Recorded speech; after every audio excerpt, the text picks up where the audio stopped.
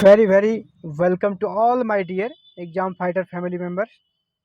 साथियों, हम लोग आज बहुत ही महत्वपूर्ण एक्ट को पढ़ने वाले हैं और वो एक्ट है हमारा भारत सरकार अधिनियम 1935। जैसा कि हम लोग हर एक्ट को पढ़ने के पहले ये जानते हैं उस एक्ट को पारित करने के क्या कारण रहे हैं, उसके पीछे क्या रीजन्स रहे हैं, इनके क्या पृष्ठभूमि रही है। तो सबसे पहले हम इस एक्ट को पढ़ने के पहले भी जानेंगे इस एक्ट को पारित करने के मुख्य कारण क्या थे, इसके बैकग्राउंड में क्या पृष्ठभूमि चल रही थी। तो सबसे पहला जो इनका कारण था वो था साइमन आयोग। साइमन आयोग का असफल हो जाना। पहले हमें ये जानना होगा साइमन आयोग था क्या। 1919 के मॉन्टेग्यू चेम्सफोर्ड सुधार अधिनियम में ही ये प्रावधान कर दिया गया था, जब भारतीय नेताओं के द्वारा स्वशासन की मांग की जा रही थी, भारत में उत्तरदायी शासन की मांग की जा रही थी, उसी समय ये प्रावधान कर दिया गया था कि भारत में किस प्रकार की शासन व्यवस्था होगी, इस पर विचार विमर्श करने के लिए 10 सालों के बाद 10 सालों के बाद एक कमेटी का गठन होगा। 10 सालों के बाद और वो कमेटी विचार विमर्श करेगी कि भारत में किस प्रकार की शासन व्यवस्था होनी चाहिए और भारत क्या इस योग्य हो गया है कि वहाँ उत्तरदायी शासन स्थापित की जाए। और इसी से रिलेटेड बातों पर विचार विमर्श करने के लिए साइमन आयोग का गठन 1927 में किया गया था। 1919 के अधिनियम के जो की उसे प्रोविजन थे उसी के आलोक में। तो 1927 में जब साइमन आयोग का गठन किया गया था तो इसमें एक बहुत ही बड़ा गलत प्रावधान ये था कि इसमें जितने मेंबर होने थे सभी मेंबर अंग्रेज थे। सभी भारतीय अंग्रेज 7 मेंबर थे और सभी अंग्रेज थे, जिसका भारतीय नेताओं ने विरोध किया और इस प्रकार साइमन कमीशन असफल हो गया। जब साइमन कमीशन असफल हो गया तो अंग्रेजों ने, विशेषकर जो भारत सचिव लॉर्ड ब्रिकनहेड थे, उन्होंने भारतीय नेताओं को चुनौती दी, अगर आप में क्षमता है और आप अगर सभी वर्गों के भारत के लोगों को आपस में मेल मिलाप करके एक समेकित प्रस्ताव देते हैं तो हम लोग उस पर विचार विमर्श करेंगे। जिसे भारतीय नेताओं ने एक्सेप्ट कर लिया और मोतीलाल नेहरू के नेतृत्व में एक कमेटी बनी जिसे नेहरू कमेटी कहा जाता है। और इस नेहरू कमेटी ने अपनी रिपोर्ट 1928 में दी और इसमें कुल 10 मेंबर थे। और इस नेहरू रिपोर्ट के आधार पर ब्रिटेन की सरकार को ये प्रस्ताव दिया गया कि हमें भारत में किस प्रकार की व्यवस्था चाहिए। तो वही हुआ जो कि लॉर्ड ब्रिकनहेड ने कहा था कि सभी भारतीय कभी एक नहीं हो सकते। वही हुआ। जिन्ना ने अपनी अलग राग अलापना शुरू कर दिया और जिन्ना ने अपना अलग से प्रपोजल दे दिया 14 सूत्री डिमांड के साथ। जिन्ना ने 1929 में अपना अलग प्रस्ताव दिया ब्रिटेन की सरकार को, जो कि नेहरू रिपोर्ट के विरोध में था। आखिर भारतीय नेताओं में एकता नहीं बन पाई, जो कि अंग्रेज कहते थे उसी तरह की बातें यहाँ पर दिखने लगे और जिन्ना ने अलग मांग रख दी और नेहरू रिपोर्ट में अलग मांगे थी। तो इन अनेकता को देखते हुए आपस में जो एकता नहीं बन पाई तो ब्रिटेन की सरकार ने कहा कि आप लोगों में जब एकता नहीं बन पा रही है तो आप लोग लंदन आइए। लंदन में हम लोग गोलमेज सम्मेलन बुलाएंगे जहाँ पे भारत के सभी वर्गों के प्रतिनिधि रहेंगे, सभी पार्टी के नेतागण भी रहेंगे और ब्रिटेन की संसद और मंत्रिमंडल के लोग भी रहेंगे। और इस गोलमेज सम्मेलन में हम लोग विचार विमर्श करेंगे कि भारत में किस प्रकार की व्यवस्था होनी चाहिए। इसी को लेकर 1930, 1931 और 1932 में कुल 3 गोलमेज सम्मेलन हुए और भारत के विभिन्न नेतागण, विभिन्न पार्टी के नेता प्रतिनिधि बनकर उस गोलमेज सम्मेलन में शामिल हुए। और हालांकि कांग्रेस ने हमेशा इसका विरोध किया, इस गोलमेज सम्मेलन में भाग लेने से इनकार कर दिया। लेकिन जो दूसरा गोलमेज सम्मेलन हुआ था, सेकेंड वाला, द्वितीय गोलमेज सम्मेलन, इसमें गांधी जी ने भाग लिया। हालांकि गांधी जी के भाग लेने के बाद भी वहाँ पे तालमेल नहीं बन पाया और ये भी एक तरह से गोलमेज सम्मेलन भी असफल रहा। तो यहाँ तक की चीज़ें देख रहे हैं कि असफल हो चुकी है। जब ये चीज़ें असफल हो गई तो ब्रिटेन की सरकार ने क्या किया, एक श्वेत पत्र जारी किया। भारत में शासन किस प्रकार का होगा, आगे का प्रबंधन किस प्रकार का होगा, इस पर विचार विमर्श करने के लिए एक श्वेत पत्र जारी किया 1933 में। और इसी श्वेत पत्र के आधार पर एक कमेटी का गठन हुआ लॉर्ड लिनलिथगो के नेतृत्व में। और इस कमेटी के सिफारिश पर ही एक अधिनियम बना भारत में शासन करने के लिए, जो अधिनियम है भारत शासन अधिनियम 1935 या भारत सरकार अधिनियम 1935। तो किस कमेटी के सिफारिश पर बना? लॉर्ड लिनलिथगो कमेटी के सिफारिश पर। अब हम लोग देखते हैं इस एक्ट के मुख्य प्रावधान क्या क्या थे। तो इस एक्ट के मुख्य प्रावधानों को देखने से पहले इस एक्ट के बारे में जान लें कि यह अब तक का सबसे बड़ा अधिनियम था। ब्रिटेन की संसद से अब तक जितने भी एक्ट पारित हुए थे उसमें यह सबसे बड़ा था और यह सबसे अंतिम भी था। भारत में शासन करने के लिए ब्रिटेन की संसद से, ब्रिटेन की पार्लियामेंट से पारित हुआ, यह अंतिम था और सबसे बड़ा था। ब्रिटेन के पार्लियामेंट से पारित हुआ, यह सबसे बड़ा और सबसे अंतिम अधिनियम था। हालांकि 1947 का अधिनियम भी ब्रिटेन के संसद से पारित हुआ था, लेकिन वो अधिनियम भारत में शासन करने के लिए नहीं था।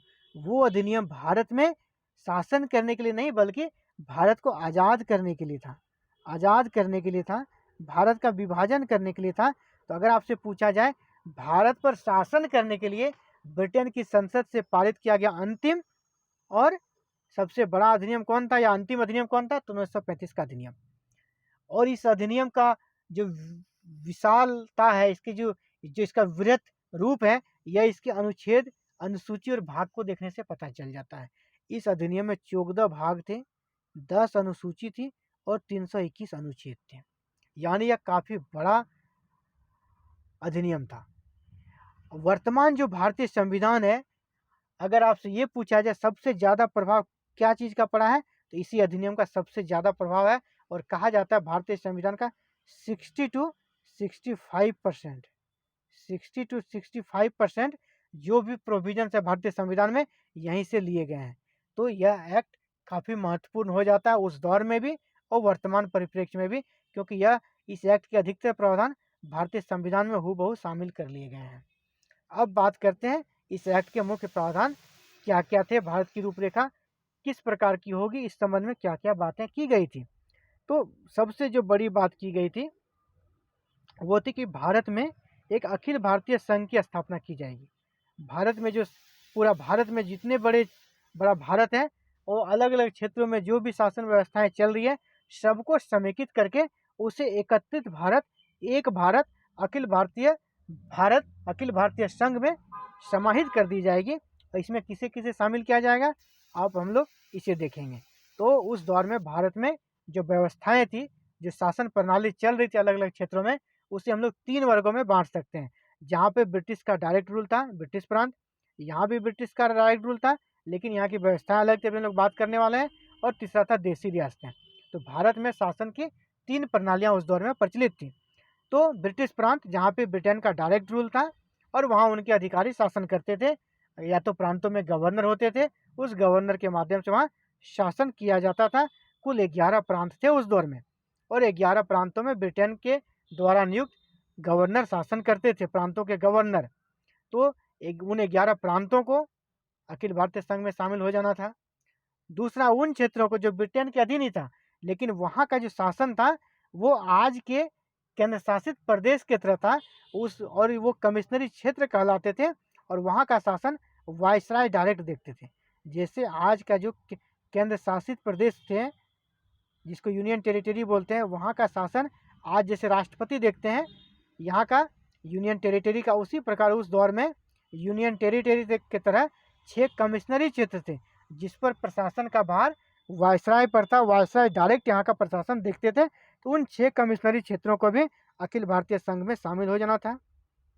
इसके अलावे उस दौर में लगभग 562 देसी रियासतें थी, 562 देसी रियासतें थी, 562 देसी रियासतें, जहाँ राजा महाराजा हुआ करते थे। यहाँ इसको 600 हम लोग मान सकते हैं। 562 देसी रियासतें थी, जहाँ का शासन वहाँ का राजा देखते थे, किंग देखते थे, और ये ब्रिटेन के नियंत्रण में नहीं थे, ये अपना स्वतंत्र थे। तो इन क्षेत्रों को भी सबको अखिल भारतीय संघ में मिला देना था। इन तीनों क्षेत्रों को अखिल भारतीय संघ में समाहित कर लेना था। लेकिन यहाँ पे एक प्रोविजन था, जो ये जो देसी रियासत है, उन रियासतों को यहाँ पे मिलना है या नहीं, ये उनकी स्वेच्छा पर छोड़ दिया गया था, उनकी इच्छा पर छोड़ दिया था। और इसमें क्या हुआ, अधिकतर जो राजा थे उन्होंने इसमें शामिल होने से इनकार कर दिया। क्योंकि इनकार इसलिए किया क्योंकि जब वो राजा थे तो उनको वहाँ ज़्यादा आनंद था, शासन करने में ज़्यादा अपना मनचाहा जो भी उन्हें मन था उसे इंट्रोड्यूस कर पाते थे। जब वो संघ में शामिल हो जाते तो उनकी उस तरह की बातें नहीं चलती, उनका पावर कम हो जाता। इसीलिए इन्होंने इनकार कर दिया शामिल होने से, और जिसके कारण हम लोग देख पा रहे हैं अखिल भारतीय संघ का जो विचार आया था एक्ट के माध्यम से, वह असफल रहा, क्योंकि देशी रियासतों ने शामिल होने से इनकार कर दिया और अखिल भारतीय संघ की जो योजना थी, जो प्रावधान था, वह धरातल पर लागू नहीं हो पाई। इसी प्रकार इसका जो दूसरा प्रावधान था इस एक्ट के माध्यम से किया गया, केंद्र में द्वैत शासन। केंद्र में जो शासन व्यवस्था थी उसे द्वैत शासन के रूप में रूपांतरित कर दिया। पहले केंद्र में द्वैत शासन नहीं था। पहले के एक्ट में हम लोग जानते हैं प्रांतों में द्वैत शासन था। प्रांतों में द्वैत शासन था, और प्रांतों का जो शासन था, जो द्वैत शासन में क्या होता है, दो प्रकार की सरकारें रहती है। तो प्रांतों में दो प्रकार की शासन व्यवस्था थी। पिछला एक्ट में हम लोगों ने देखा है, एक तो गवर्नर जनरल प्रांतों के, और उसके साथ होते थे उनकी काउंसिल, गवर्नर जनरल का परिषद। और इसी प्रकार एक यहाँ पे जो होता था गवर्नर जनरल, और गवर्नर जनरल के साथ होता था भारतीय मिनिस्टर, जो कि चुनाव से आते थे। दो अंगों के द्वारा शासन चलाया जाता था, और इनके अंतर्गत आरक्षित विषय थे, रिजर्व विषय। इनके अंतर्गत रिजर्व विषय होते थे, आरक्षित विषय, और इसके अंदर हस्तांतरित विषय थे, ट्रांसफर विषय। तो अब वही व्यवस्था केंद्र में लागू कर दी गई। ये जो ट्रांसफर व्यवस्था थी, हस्तांतरित व्यवस्था, और ये जो रिजर्व व्यवस्था थी, वही व्यवस्था केंद्र में लागू कर दी गई। हम लोग देखते हैं केंद्र में द्वैत शासन प्रणाली कैसे स्थापित की गई। तो केंद्र में द्वैत शासन प्रणाली 1935 के अधिनियम की मुख्य विशेषता थी। और इसमें क्या किया गया, केंद्रीय विषय को दो भागों में बांटा गया। सबसे पहले केंद्रीय विषय को दो भागों में बांटा, आरक्षित और हस्तांतरित। जैसा कि उसमें प्रांतों में विषयों को दो भागों में बांटा था, आरक्षित और हस्तांतरित, यहाँ केंद्र में विषयों को दो भागों में बांटा गया, आरक्षित और हस्तांतरित। और आरक्षित विषय में महत्वपूर्ण विषय प्रतिरक्षा, विदेश, इसमें हम धर्म भी मान सकते, धर्म भी था इसी में। ये सारे मामले थे आरक्षित विषय में। और आरक्षित विषय का शासन कौन देखते थे, गवर्नर जनरल और उनका परिषद। और ये जो भी कार्य करते थे गवर्नर जनरल, उनका परिषद, यह ब्रिटेन की सरकार के प्रति उत्तरदायी होती थी। मतलब भारत में शासन कर रही है, लेकिन ये उत्तरदायी होगी ब्रिटेन की सरकार के प्रति। तो आप समझ सकते हैं ये किस तरह के उत्तरदायी शासन भारत में स्थापित करने का प्रयास किया गया, ये कितनी उत्तरदायी हो सकती थी। दूसरा है कि हस्तांतरित विषय, जिसमें कम महत्वपूर्ण विषय थे, शिक्षा, स्वास्थ्य, लोक कल्याण, ऐसे विषय इसमें थे। और यहाँ का जो शासन प्रणाली था वो गवर्नर जनरल और भारतीयों के द्वारा चुने हुए मंत्रियों के द्वारा किया जाना था। और ये जो शासन करते थे और ये जो प्रशासन चलाते थे, ये विधानसभा के प्रति उत्तरदायी थी। ये विधानसभा के प्रति उत्तरदायी थी, लेकिन इसके अंतर्गत ज़्यादा महत्वपूर्ण विषय नहीं थे। और ये इनके अंतर्गत ज़्यादा महत्वपूर्ण विषय थे, लेकिन ये उत्तरदायी थी ही नहीं। ये उत्तरदायी थी ब्रिटिश सरकार के प्रति, जो कि हमेशा उनके ही पक्ष में फेवर में रहेगी। तो इस तरह का एक व्यवस्था स्थापित करने का प्रयास किया गया। आपसे क्वेश्चन पूछा जाएगा, केंद्र में द्वैत शासन स्थापित करने का प्रयास किस अधिनियम के माध्यम से किया गया, तो 1935 के अधिनियम के माध्यम से। केंद्र में जब द्वैत शासन लागू कर दी, और हम लोग जानते हैं पहले से प्रांतों में द्वैत शासन चल आ रहा था, अब क्या किया, प्रांतों के विषय में हम लोग देखते हैं। तो प्रांतों में जो द्वैत शासन था, प्रांतों में जो द्वैत शासन 1919 के अधिनियम के माध्यम से चल रहा था, द्वैत शासन, उसे समाप्त कर दिया गया। प्रांतों में द्वैत शासन समाप्त और केंद्र में द्वैत शासन आरंभ। तो प्रांतों में द्वैत शासन को समाप्त कर दिया गया। आखिर तो प्रांतों में कैसी शासन व्यवस्था थी, उसके बारे में हम लोग देखते हैं। तो प्रांतों में अब क्या किया, प्रांतीय स्वायत्तता दी गई। प्रांतों को काफ़ी मामलों में उसके अधिकार बढ़ा दिए गए, और प्रांतीय विषयों पर जो कानून बनाने का अधिकार उसे प्रांतों को मिल गया। और प्रांतों के मामलों में अधिकतर केंद्र हस्तक्षेप नहीं करेगी, इसका विश्वास दिलाने का प्रयास किया गया। और प्रांतों में जो भी शासन प्रणाली चलाना था उसका भार दे दिया गया गवर्नर जो होते थे प्रांत के, उसे, और भारतीय मंत्रियों को। प्रांतीय गवर्नर और भारतीय मंत्री मिलकर प्रांत का शासन चलाएंगे, और इसे स्वायत्तता दी गई। बहुत सारे मामलों में अपना अधिकार दिया गया। प्रांत के विषयों पर इन्हें अपने नियम बनाने का, उसके अनुसार शासन चलाने का अधिकार दिया गया। और यह योजना कब लागू हुई, 1 अप्रैल 1937 को प्रांतीय स्वायत्तता प्रांतों में लागू हो गई। और हम लोग जानते हैं 1937 में 11 जो प्रांत थे वहाँ पे चुनाव होते हैं, और भारतीय नेता मंत्री बनते हैं, और उन्हीं के माध्यम से जो प्रांतीय गवर्नर थे, प्रांतीय गवर्नर और वो नेतागण मिलकर प्रांतों का शासन चलाते हैं। तो प्रांतीय स्वायत्ता का प्रावधान किस एक्ट के माध्यम से किया गया? तो वो एक्ट था 1935 का एक्ट। इसी तरह इस एक्ट का एक बहुत ही महत्वपूर्ण प्रोविजन था, वो है संघीय न्यायालय का गठन किया गया। फेडरल कोर्ट जिसे कहा जाता है, एक फेडरल कोर्ट का गठन का प्रावधान किया गया, जिसकी स्थापना दिल्ली में हुई। और इस फेडरल कोर्ट में एक मुख्य न्यायाधीश और 7 अन्य न्यायाधीश होने थे, लेकिन इन सभी की नियुक्ति कौन करते थे? ब्रिटिश सम्राट के द्वारा। और प्रथम जो मुख्य न्यायाधीश हुए वो सर मॉरिस ग्वेयर हुए। इसे आप लोग याद रखिएगा, एग्जाम के दृष्टिकोण से ये महत्वपूर्ण है। एक मुख्य न्यायाधीश, 7 अन्य न्यायाधीश, और इसकी नियुक्ति सम्राट के द्वारा। लेकिन यह जो अपीलीय न्यायालय था, फेडरल कोर्ट था, इसके निर्णय के विरुद्ध भी अपील की जा सकती थी। इसका निर्णय अंतिम नहीं होता था। ये अगर आपको यहाँ के निर्णय से संतुष्टि नहीं है तो प्रिवी काउंसिल जो कि लंदन में थी, वहाँ पे अपील की जा सकती थी और उसका निर्णय अंतिम माना जाता था। ये जो न्यायालय की स्थापना हुई, यह असल में कार्यरत कब हुई? 1937। 1 अक्टूबर 1937 से यह कार्यरत आ गई, तब से ये फंक्शन में कार्य करने लगी, 1 अक्टूबर 1937 से। तो फेडरल कोर्ट की स्थापना का प्रावधान किस एक्ट के माध्यम से? तो 1935 के अधिनियम के माध्यम से।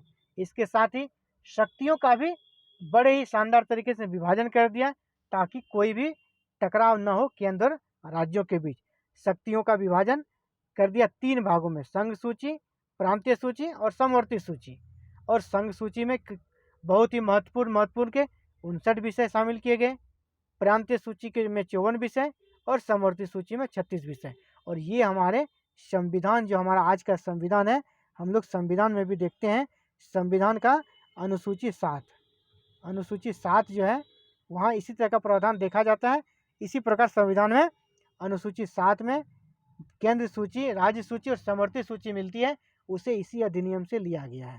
तो आपसे ये पूछा जाएगा कि केंद्रीय सूची, राज्य सूची और समवर्ती सूची जो भारतीय संविधान में है, यह किस अधिनियम से लिया गया है?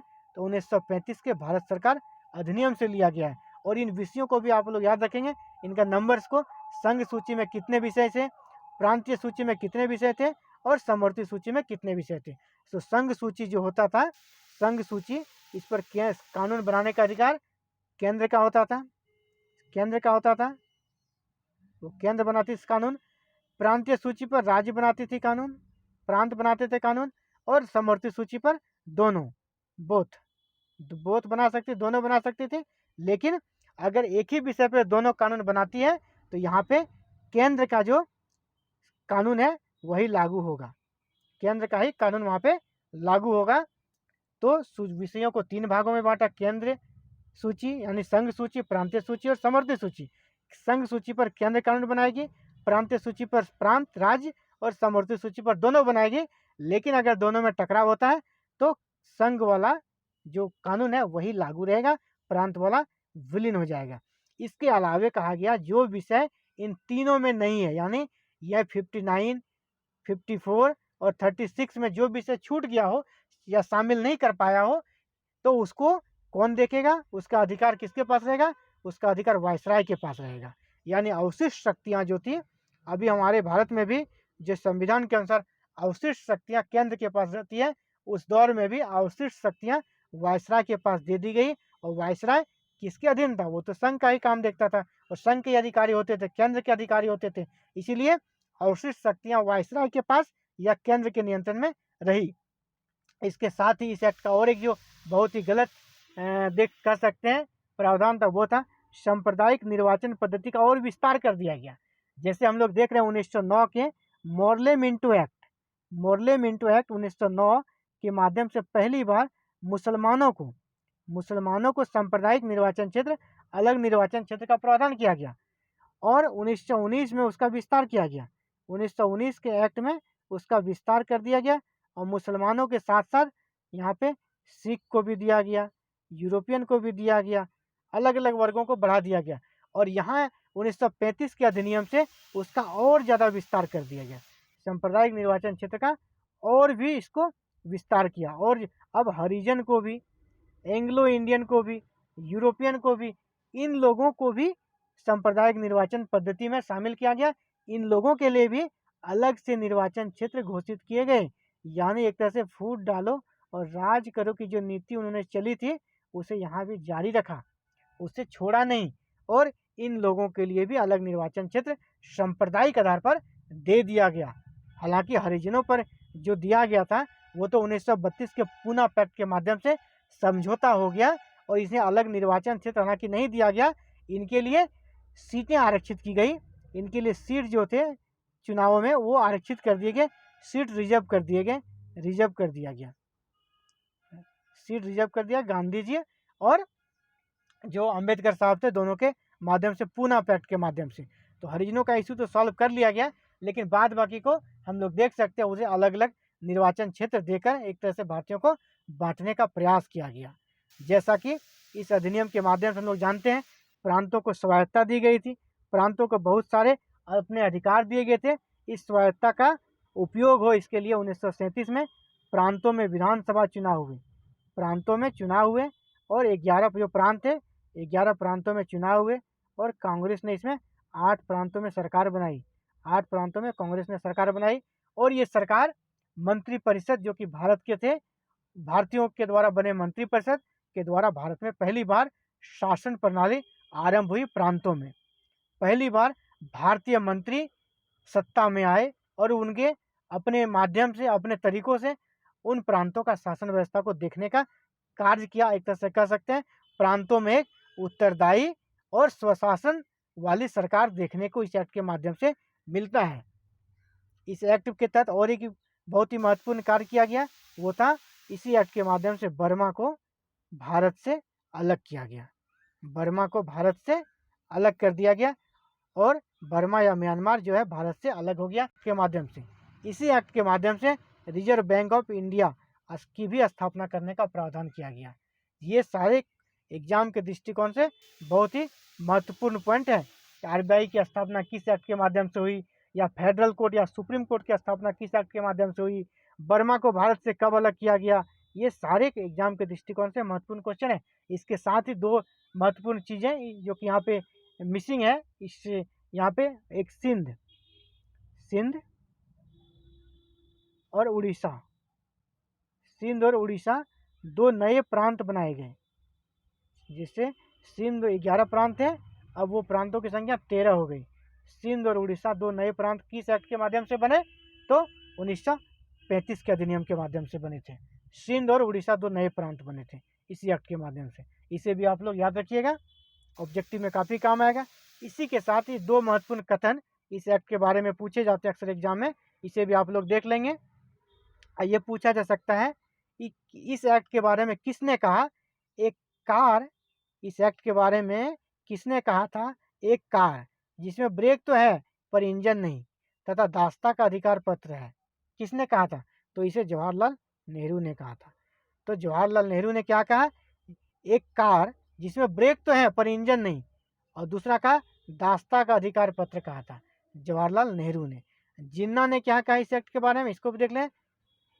पूर्णतः सड़ा हुआ, मूल रूप से बुरा कहकर पूर्णतया अस्वीकृत कर दिया।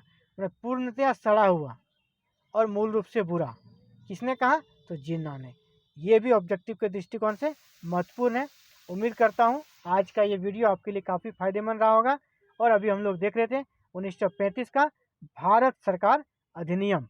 तो भारत सरकार अधिनियम 1935, उम्मीद करता हूँ कि आज का वीडियो को देखकर आपको कोई भी डाउट्स नहीं रह गया होगा। अगर आपको किसी प्रकार का डाउट्स रहा होगा आप बिल्कुल हमें कमेंट कर सकते हैं, मैं आपको तुरंत रिप्लाई दूंगा और आपके कन्फ्यूजन को यथासंभव दूर करने का प्रयास करूंगा। Thank you for watching this video and thank you for connecting with exam fighter number 1। और अगर आप हमारे चैनल पे नए हैं और प्रीवियस वीडियोज़ को नहीं देखे हैं, प्रीवियस एक्ट को नहीं पढ़ा है, तो बिल्कुल आप हमारे प्लेलिस्ट में जाकर सारे वीडियोज़ को देख सकते हैं, क्योंकि इतिहास एक दूसरे से जुड़ा हुआ है, कनेक्टेड है। अगर आप प्रीवियस क्लासेस को देखकर इस क्लासेस को पढ़ते हैं तो आपको समझ जल्दी आएगा और आपको समझने में आसानी होगी। Thank you once again and please subscribe, like and share your favorite channel exam fighter number 1. Thank you.